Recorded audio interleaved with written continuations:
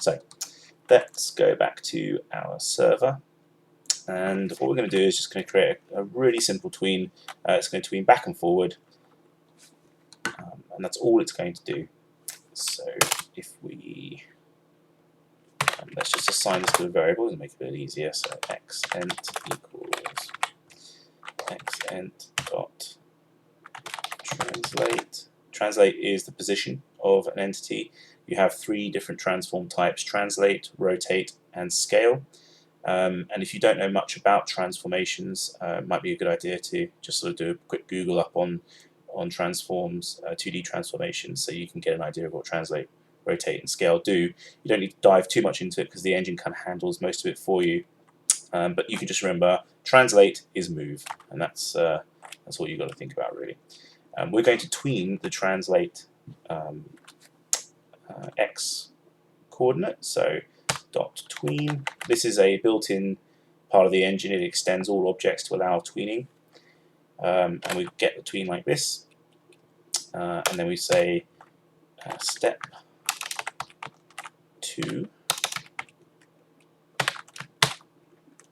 x minus 500.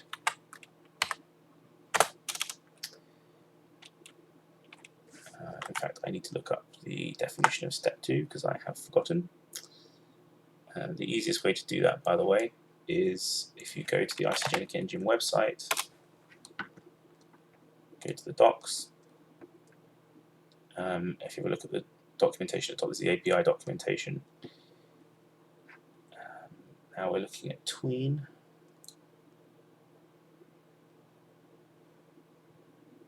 Step 2. So object property, duration, and then easing. So we just need to give it a duration in milliseconds. Okay.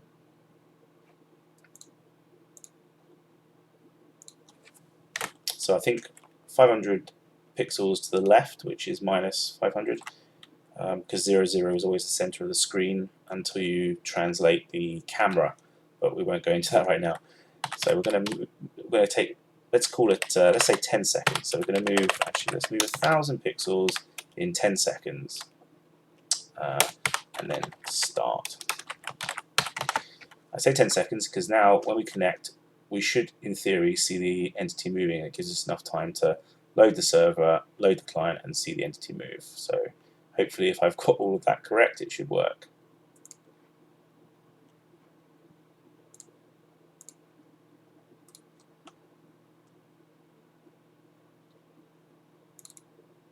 Oh, we can just see it moving off the screen there. So let's slow it down, shall we? Let's call it 30 seconds. Reload the server. And there we are.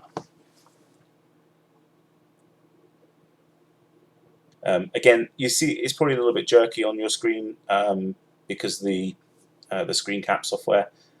Don't take that as read that that's the way it is. It's not jerky usually. So yep, that's that. That's the tweening working. And just going to show you if I can. Going to load up a bunch of these.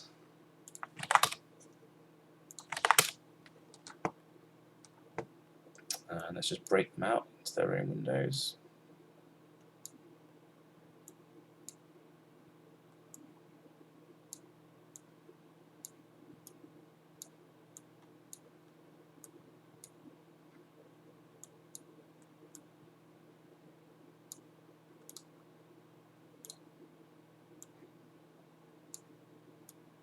Okay.